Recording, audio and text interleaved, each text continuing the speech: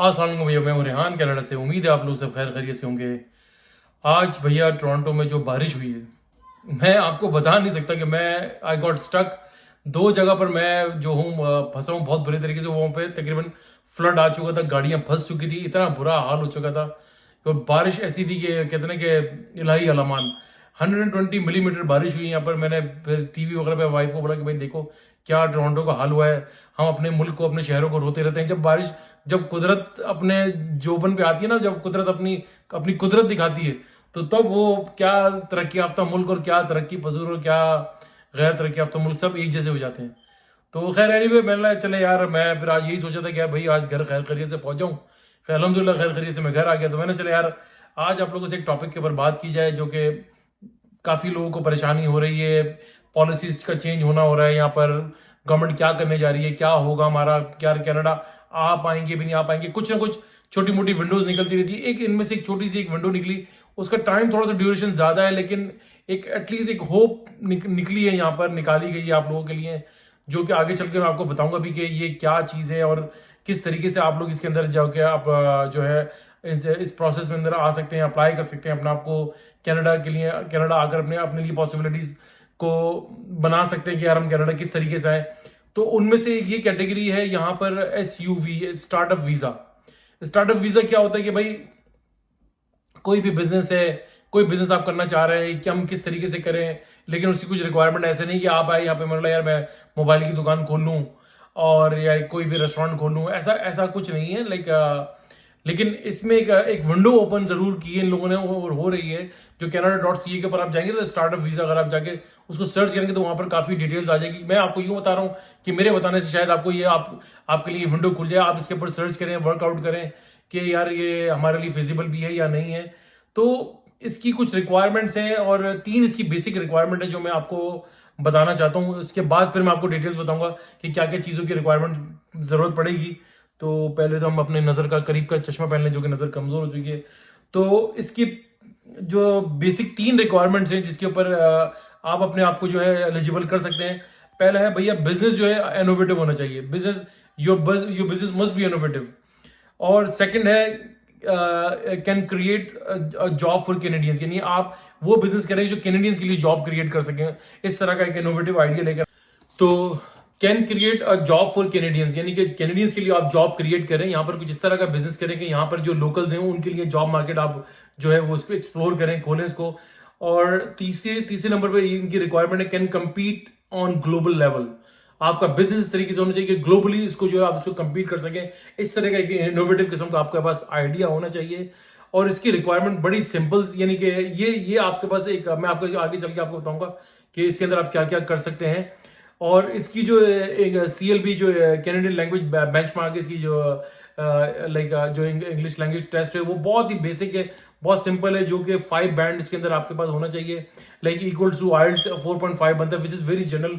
ये थोड़ी सी आप मेहनत करें, अगर आपके पास थोड़ा सा इंग्लिश का प्रॉब्लम है, क्लासेस लें और ये आप जो है क्या नाम है इसके ऊपर क्वालिफाई कर सकते हैं।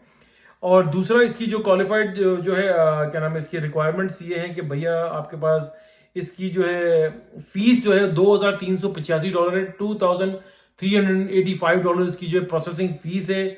क्वालिफाइड बिजनेस आपके पास होना चाहिए, यानी कि यहाँ पर जो आप बिजनेस को रजिस्टर करें वो क्वालिफाइड होना चाहिए। लेटर ऑफ सपोर्ट आपके पास होना चाहिए फ्रॉम डेजिग्नेटेड ऑर्गेनाइजेशन। जो यहाँ की डेजिग्नेटेड ऑर्गेनाइजेशन होंगी, जो आपके Canada.ca के ऊपर जाएंगे, वहां से आप उनको सर्च करें, वहां से उनको कांटेक्ट करें, वो आपको एक लेटर ऑफ सपोर्ट आपको देंगे कि भाई जो कि आपके इसके बगैर आपका ये वीजा प्रोसेस नहीं होगा। तीसरे नंबर पर है भाईजान qualifying business must be in Canada. ये कनाडा जो बिजनेस है, सॉरी मैं इस चीज को मैं मिक्स कर गया। इस बिजनेस जो है वो कनाडा में ही होना चाहिए डेफिनेटली, नहीं तो आपको यहाँ पे किस तरीके से क्वालिफाई होंगे। और आपके पास जो है ना सफिशिएंट अमाउंट होना चाहिए, सफिशिएंट बजट होना चाहिए, अदर देन जो इन्वेस्टमेंट आप यहाँ पर आके कर रहे हैं, जो आप आके करना चाह रहे हैं और इन्वेस्टमेंट करना चाह रहे हैं, किसी के साथ पार्टनरशिप करना चाह रहे हैं, तो अदर देन आपके पास एक ठीक ठाक हैंडसम सफिशिएंट अमाउंट होना चाहिए कि आप इनको ये दिखा सकें कि भाई ये मेरे बिजनेस की अमाउंट है। तकरीबन अगर बिजनेस मस्ट बी 100,000 का होना चाहिए, या इससे नीचे का तो business I don't think so ये आपको मिलेगा भी नहीं। तो 100,000 प्लस का ये बिजनेस होना चाहिए। और इसके अदर देन आपके पास ये बिजनेस बैंक अकाउंट के अंदर इतने पैसे होंगे कि यार मैं यहाँ पर आ रहा हूँ तो मेरे पास 6 महीने का मेरा अपना राशन पानी रहने का बंदोबस्त है यहाँ पर। मैं जो अपना रेंट का हाउस करूंगा, मैं जो चीजें करूंगा, तो आई हैव लाइक अराउंड इतना मेरे पास पैसा है कि वो मैं अपने इजीली 6 महीने के खर्चे को अपने बेयर कर लूंगा। तो और दूसरा, जब आप ये बिजनेस अगर आप ले रहे हैं या किसी के साथ पार्टनरशिप में जा रहे हैं, तो आपकी जो है 50% के पास 50% आपके पास राइट्स होने चाहिए। इससे लोअर आपका ये आप इसके अंदर क्वालिफाई नहीं कर सकते।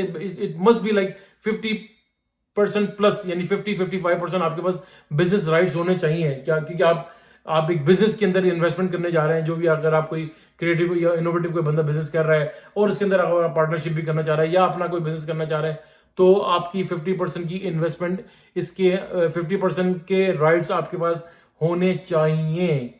और इसकी लेट सपोज अदर देन जो आपने रिक्वायरमेंट ये आपने पूरी कर ली, और फिर आपका जो है यहाँ पर रिक्वायरमेंट ये होती है कि अगर आप अकेले आ रहे हैं तो पर पर्सन के हिसाब से यहाँ पे जो है ना आपके पास इतने पैसे आपके अकाउंट में इतने होने चाहिए। जो अगर आप सिंगल आ रहे हैं, पर पर्सन है $14,690, और अगर आप 2 बंदे आ रहे हैं तो $18,298 या $18,298 हो जाएंगे। अगर आप 3 लोग आ रहे हैं तो $22,483 होने चाहिए आपके पास। 4 लोग आ रहे हैं तो $27,297 होने चाहिए आपके पास।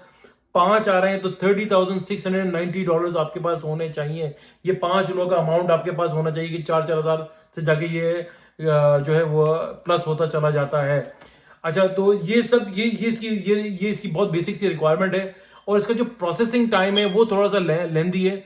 उसका जो प्रोसेसिंग टाइम है तकरीबन है भाईजान, जो इसकी साइट के ऊपर लिखा हुआ 39 मंथ है। अच्छा, 39 मंथ आपका जब काउंट होगा, जब आपके सारे डॉक्यूमेंट्स गैदर हो जाएंगे, सारी चीजें इकट्ठी हो जाएंगी, और आप जब सारे डॉक्यूमेंट्स इकट्ठे करके जब आप अप्लाई करेंगे और आफ्टर बायोमेट्रिक, उसके बाद आपका 39 मंथ्स का ये टाइम शुरू होता है।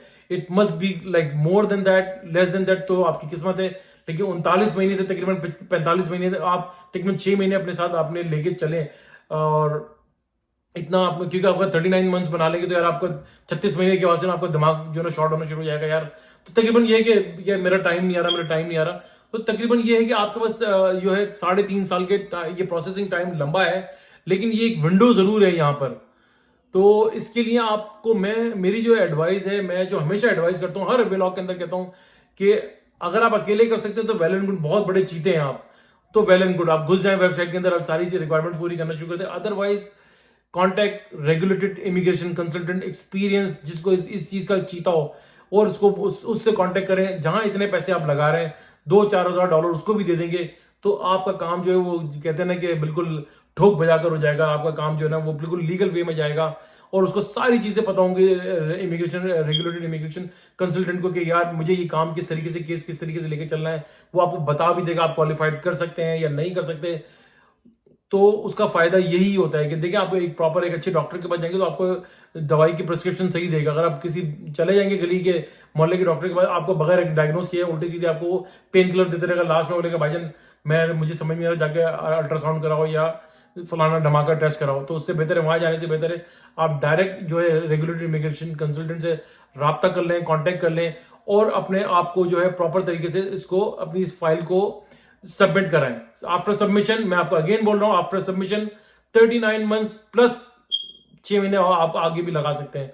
तो लगा कर दें और आप करते रहें, इंशाल्लाह ताला अल्लाह ताला आपके लिए रास्ते आसान करेगा। अगेन मैं आपको बता रहा हूं कि 3 फंडामेंटल जो इसकी है ना बेसिक फंडामेंटल्स हैं। बिजनेस आपका मस्ट भी इनोवेटिव होना चाहिए। जॉब क्रिएशन आप कर सकें, कैन क्रिएट, ये आपका बिजनेस जो है वो जॉब क्रिएट कर सके कैनेडियंस के लिए, और ये ग्लोबली कंपीट कर सकता हो। इसकी डिटेल्स में जाएंगे आप canada.ca के ऊपर जाएंगे, स्टार्टअप वीजा प्रोग्राम के अंदर देखेंगे तो आपको पास सारी डिटेल्स वहां पर अवेलेबल होगी। तो उम्मीद है आपको आज का मेरा व्लॉग पसंद आया होगा। प्लीज मेरी वीडियो को लाइक करें, सब्सक्राइब करें, बेल आइकन का बटन जरूर दबाइएगा, शेयर करना ना भूलिएगा। दुआ दीजिए, दुआ लीजिए, दुआ में बड़ी ताकत है। सदका खैरात करते रहा कीजिए, चैरिटी करते रहा कीजिए, ये आपकी सारी परेशानियों को दूर कर देगी। आपको पता भी नहीं चलेगा मेरे साथ कौन सी परेशानी आई थी, कब कब में निकल गई। दुआ में याद रखिएगा। इंशाल्लाह नेक्स्ट व्लॉग के साथ फिर हाजिर होऊंगा। तब तक के लिए अल्लाह हाफिज।